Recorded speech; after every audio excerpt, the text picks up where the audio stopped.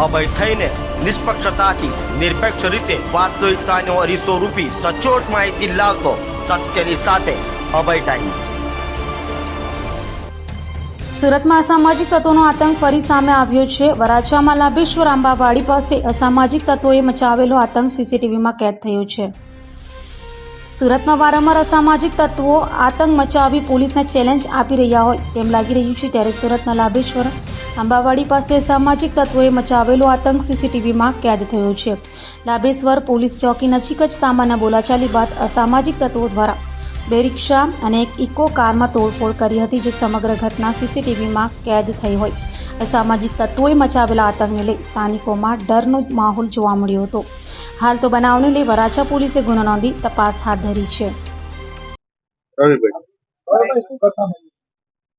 રાત્રે 12 વાગ્યાના સુમારમાં 3 થી 6 ઈસમો આવીને ગાડીમાં તોડફોડ કરી ગયા।